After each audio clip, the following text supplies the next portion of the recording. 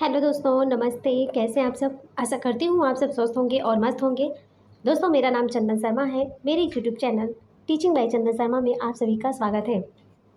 तो दोस्तों, आज हम बात करने वाले हैं मध्यकालीन भारत के इतिहास के बारे में। डिटेल में डिस्कस करेंगे। थ्योरी क्लासेस है मध्यकालीन भारत के बारे में। मध्यकालीन भारत के इतिहास को आज हम डिटेल में डिस्कस करेंगे। तो दोस्तों, सबसे पहले हम बात करेंगे दिल्ली सल्तनत के शासक के बारे में। दिल्ली सल्तनत के जो शासक हैं, इनका शासक जो होता है शासन है 1206 से 1290 ईस्वी तक। तो इसके अंतर्गत दिल्ली शासन में जो भी शासक हैं हम उनका डिटेल में डिस्कस करने वाले हैं। एक एक शासक का हम topic by topic, step by step उसको हम डिस्कस करने वाले हैं। तो आप लोग इस वीडियो में लास्ट तक बने रहिएगा और ज़्यादा से ज़्यादा लोगों को शेयर भी कीजिएगा। देखिए दोस्तों, हमारे चैनल पर जाकर देख लीजिए, प्लेलिस्ट में मॉडर्न हिस्ट्री के भी काफ़ी क्लासेस हैं, तो वहाँ पर जाकर आप उसको देख सकते हैं।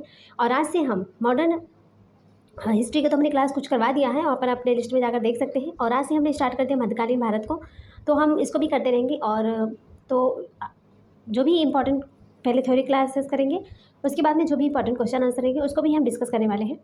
तो चलिए दोस्तों, आज हम बात करने वाले हैं दिल्ली सल्तनत के शासक के बारे में। दिल्ली सल्तनत है क्या? चलिए इसके बारे में थोड़ा सा डिटेल में पहले हम डिस्कस करेंगे। दिल्ली सल्तनत के शासक, फिर खिलजी वंश, सैयद तुगलक, सैयद अफगान लोधी वंश, हम सारे शासकों को स्टेप बाय स्टेप डिस्कस करने वाले हैं और डिटेल में डिस्कस करेंगे। ठीक है दोस्तों, चलिए तो मैं बात करती हूँ दिल्ली सल्तनत के बारे में। देखिए, उत्तरी भारत के अंतिम तुर्क विजेता मोहम्मद गौरी की कोई संतान नहीं थी। वह बहुत बड़ी संख्या में अपने साथ दास लाया था। उन्हें उसने अपने अधिकारियों के रूप में भी नियुक्त किया। 1206 ईस्वी में मोहम्मद गौरी की अचानक मृत्यु होने पर कुतुबुद्दीन ऐबक ने लाहौर में स्थानीय नागरिकों के अनुरोध पर सत्ता ग्रहण की। तो 1206 ईस्वी में मोहम्मद गौरी की क्या हुई? अचानक मृत्यु हो गई। अचानक मृत्यु होने पर कुतुबुद्दीन ऐबक ने लाहौर में स्थानीय नागरिकों के अनुरोध पर सत्ता ग्रहण की। 1206 से 1290 ईस्वी के मध्य में दिल्ली सल्तनत के सुल्तान गुलाम वंश के सुल्तानों के नाम से विख्यात हुए, यद्यपि वे एक वंश के नहीं थे। मोहम्मद गौरी और कुतुबुद्दीन ऐबक ये एक वंश के नहीं थे।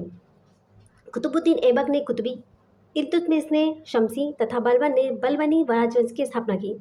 तो कुतुबुद्दीन ऐबक ने, यहाँ पर मोस्ट इंपॉर्टेंट है ये पॉइंट है कि कुतुबुद्दीन ऐबक ने कुतुबी, इल्तुतमिश ने शमसी और बलबन ने बलबनी राजवंश की स्थापना की। अब इतिहासकार अजीज अहमद ने इन शासकों को दिल्ली के आरंभिक तुर्क शासकों का नाम भी दिया। क्या नाम दिया?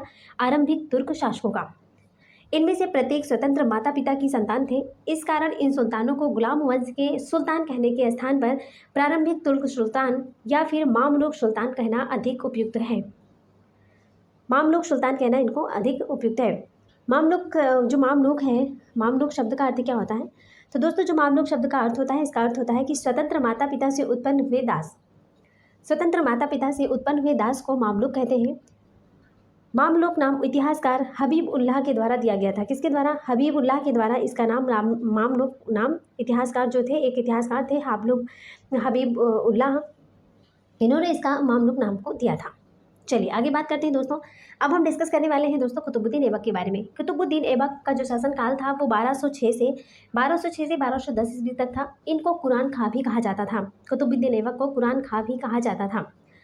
चलिए, कुतुबुद्दीन ऐबक को भारत में तुर्की राज्य का संस्थापक माना जाता है। यहाँ से कोई क्वेश्चन बनते हैं कि तुर्की राज्य का संस्थापक कौन है? तो तुर्की राज्य का जो संस्थापक है वो कुतुबुद्दीन ऐबक है।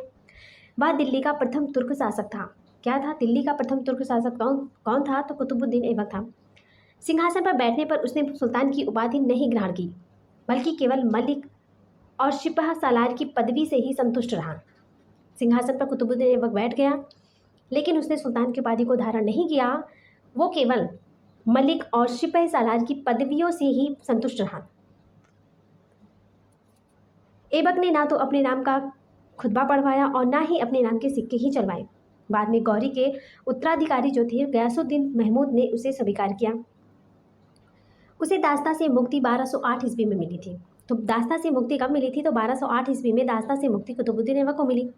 ऐबक ने 1206 से 1210 ईस्वी तक लगातार लाहौर से ही शासन संचालन किया। लाहौर ही उसकी राजधानी थी।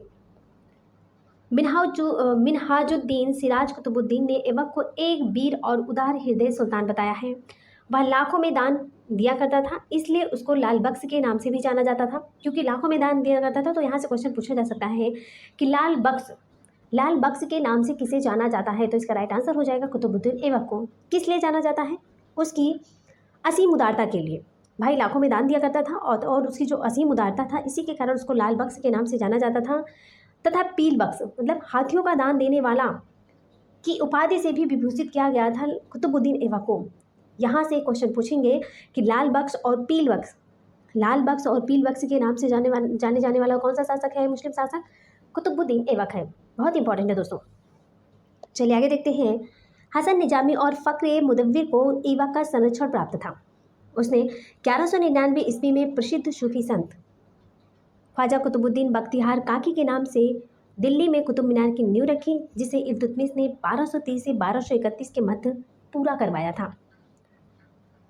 तो ये इंपॉर्टेंट पॉइंट है दोस्तों कि जो कुतुब मीनार था उसको तो नींव जो थी वो कुतुबुद्दीन ऐबक ने ही स्टार्ट किया था, लेकिन इसको पूरा कराने का काम इल्तुतमिश ने किया था। स्टार्ट तो कुतुबुद्दीन ऐबक ने किया था, लेकिन इसको पूरा इल्तुतमिश ने किया।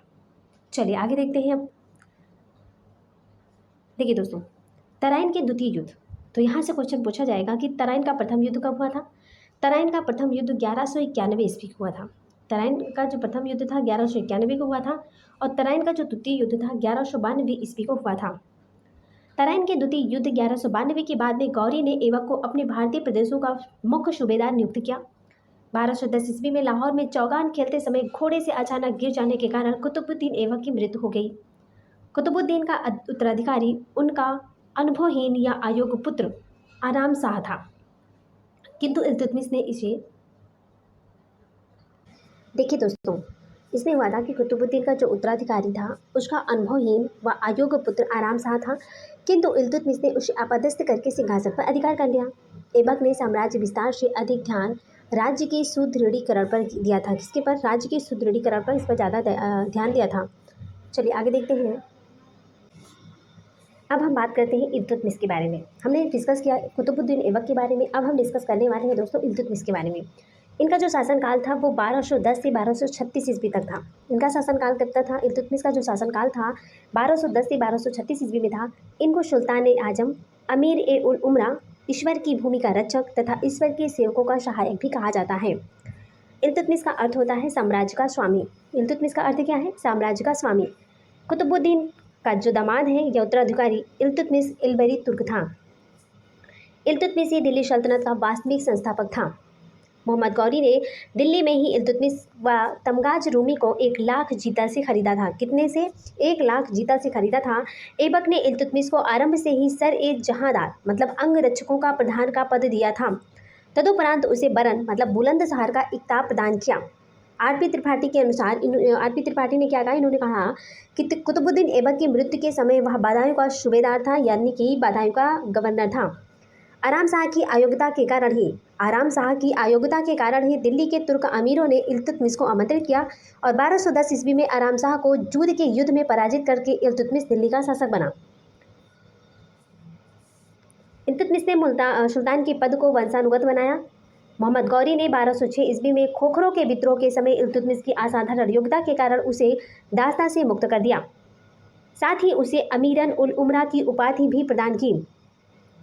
1229 ईस्वी में उसे बगदाद के अब्बासी खलीफा से मान्यता का अधिकार पत्र प्राप्त हुआ, जिससे सुल्तान के रूप में उसकी स्वतंत्र स्थिति एवं दिल्ली सल्तनत को औपचारिक मान्यता प्राप्त हुई। इल्तुतमिश द्वारा बगदाद के खलीफा से खिलत प्राप्त करने का उल्लेख मिनहाज उस सिराज की किताब तबकात-ए नासिरी से प्राप्त होता है। इसमें उल्लेख है कि इस्लाम की राजधानी से भेजे गए लाल वस्त्र, आभूषण एवं उपहार को सुल्तान उसके पुत्रों तथा अमीरों ने स्वीकार किया। तो इम्पॉर्टेंट है, ये पॉइंट बहुत ही ज़्यादा इंपॉर्टेंट है कि इस्लाम की राजधानी से भेजे गए लाल वस्त्र, आभूषण एवं उपहार को सुल्तान उसके पुत्रों तथा अमीरों ने स्वीकार किया। चलिए आगे देखते हैं दोस्तों। बात करते हैं 1234 से 35 ईस्वी में तुर्कों ने भिलसा के एक प्राचीनतम हिंदू मंदिर तथा उज्जैन के महाकाल के मंदिर को लूटा और नष्ट कर दिया। इल्तुतमिश के समय अवध में पृथु का विद्रोह हुआ था।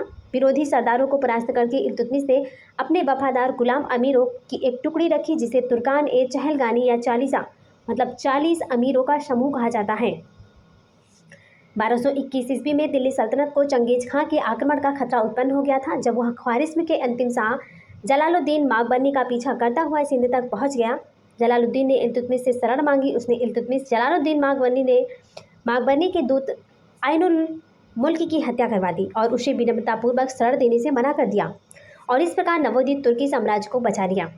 चंगेज खां स्वयं को भगवान का अभिशाप कहता था। चंगेज खां जो था वो स्वयं को भगवान का अभिशाप भी कहता था। 1230 से 31 में सुल्तान इल्तुतमिश ने बंगाल पर पूर्ण रूप से अधिकार कर लिया। तो ये पॉइंट जो है कि नोटिस कर लीजिएगा आप लोग कि 1230 से 31 ईस्वी में 1230 से 31 में इल्तुतमिश ने बंगाल पर पूर्ण रूप से अधिकार कर लिया। सिक्कों पर इल्तुतमिश ने अपना उल्लेख बगदाद के खलीफा के प्रतिनिधि के रूप में करवाया। इसने सिक्कों पर टकसाल का नाम लिखवाने की परंपरा भी शुरू की। तो एक सिक्के पर टकसाल का नाम लिखवाने की परंपरा किसने शुरू की? तो इल्तुतमिश ने शुरू की। और ग्वालियर की विजय के बाद इल्तुतमिश ने अपनी पुत्री रजिया का नाम सिक्कों पर अंकित करवाया। रजिया का जो नाम था सिक्कों पर अंकित करवाया। उसने मिनहाजुद्दीन सिराज तथा मलिक ताजुद्दीन को संरक्षण प्रदान किया। उसने लाहौर के स्थान पर दिल्ली को राजधानी बनाया। तो कुतुबुद्दीन ऐबक जो थे वो लाहौर को राजधानी बनाया था, लेकिन इल्तुतमिश ने दिल्ली को राजधानी बनाया। इसने एकता की शासन व्यवस्था और सुल्तान की सेना के निर्माण का विचार दिल्ली सल्तनत को प्रदान किया। चलिए आगे देखते हैं दोस्तों। उसने मुद्रा में सुधार किया। वह पहला तुर्क शासक था जिसने शुद्ध अरबी सिक्के चलवाए। तो पहला तुर्क शासक कौन था जिसने शुद्ध अरबी सिक्के चलवाए? तो इल्तुतमिश थे। सल्तनत युग के दो महत्वपूर्ण सल्तनत युग के जो महत्वपूर्ण सिक्के थे कौन कौन से थे? एक था चांदी का टंका और दूसरा था तांबे का चीतल। चांदी का टंका और तांबे के चीतल उसी ने आरंभ किया था। इसे सिक्कों का राजकुमार कहा जाता है। तो सिक्कों का राजकुमार किसे कहा जाता है? सिक्कों का राजकुमार जो है वो इल्तुतमिश को कहा जाता है। किसे? इल्तुतमिश को सिक्कों का राजकुमार कहा जाता है। आगे देखते हैं। इल्तुतमिश ने एकता संस्था का प्रयोग भारतीय साम्राज्य की सामंतवादी व्यवस्था को समाप्त करने तथा साम्राज्य के दूरस्थ भागों को केंद्र के साथ संयुक्त करने के एक साधन के रूप में किया। डॉक्टर के निजामी के अनुसार ऐबक ने दिल्ली सल्तनत की रूपरेखा के बारे में सिर्फ दिमागी खाका बनाया था। इल्तुतमिश ने उसे एक व्यक्तित्व, एक पद, एक प्रेरणा शक्ति, एक दिशा व एक शासक वर्ग प्रदान किया। निजामुद्दीन जुनैदी इल्तुतमिश का सबसे विश्वसनीय वजीर था।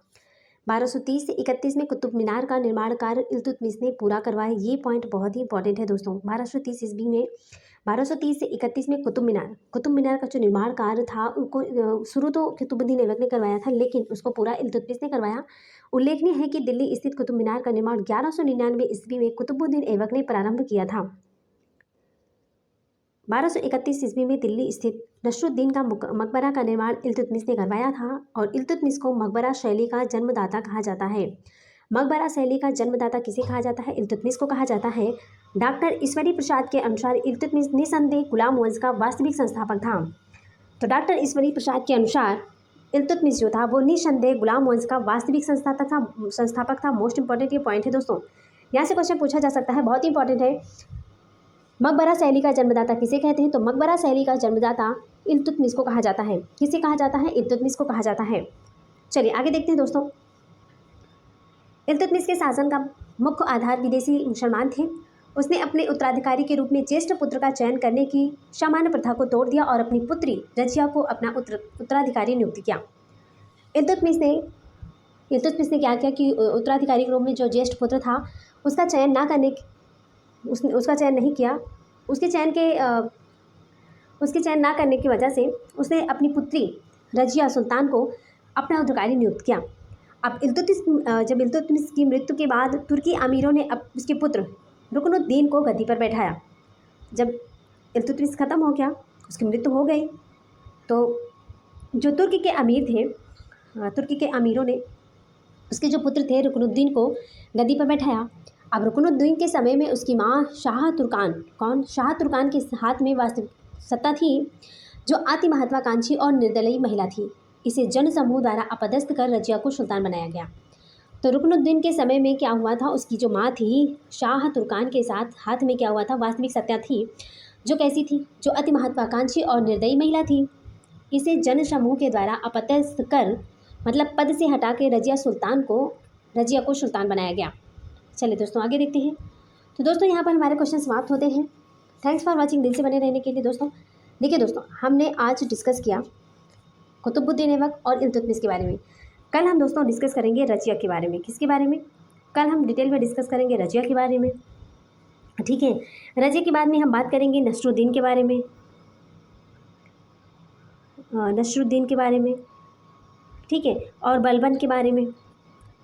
तो कल हम इसको डिटेल में डिस्कस करेंगे। आज हमने सिर्फ कुतुबुद्दीन ऐबक और इल्तुतमिश को डिस्कस किया है। कल हम दिल्ली सल्तनत का जो इतिहास है, इसको हम दिल्ली सल्तनत के इसका इतिहास जो 1206 से 1526 ईस्वी तक था, तो आज हमने कुतुबुद्दीन ऐबक इल्तुतमिश को डिस्कस किया, और भी जो इसके अंतर्गत आती हैं उनको हम कल डिटेल में डिस्कस करेंगे दोस्तों। तो थैंक्स फॉर वॉचिंग, दिल से बने रहने के लिए। दोस्तों अगर आप हमारे चैनल पर पहली बार विजिट कर रहे हैं तो प्लीज़ दिल से लाइक कर दीजिएगा और दिल से कमेंट ज़रूर कर दीजिएगा। अगर आपको हमारी वीडियो अच्छी लगी, ख़राब लगी, जो भी जैसे है, और अगर आपकी कोई पर्सनल क्वेरी भी है तो आप हमें कमेंट बॉक्स के माध्यम से कमेंट कर सकते हैं, हम उसका रिप्लाई ज़रूर देंगे। और दोस्तों इस वीडियो को ज़्यादा से ज़्यादा शेयर करो जिससे दूसरों को भी बेनिफिट मिल सके, क्योंकि मध्यकालीन भारत का हम डिटेल क्लास कर रहे हैं, और आधुनिक वो मॉडर्न हिस्ट्री की तो हमने थोड़ी काफ़ी क्लासें ली हैं, तो आप जाकर प्लेलिस्ट में जाकर देख सकते हैं। हमने काफ़ी क्लासेस वहाँ पर प्रोवाइड की हैं, और वर्ल्ड ज्योग्राफी है, इंडियन ज्योग्राफी की भी क्वेश्चन को हमने मतलब डिटेल क्लास किया है।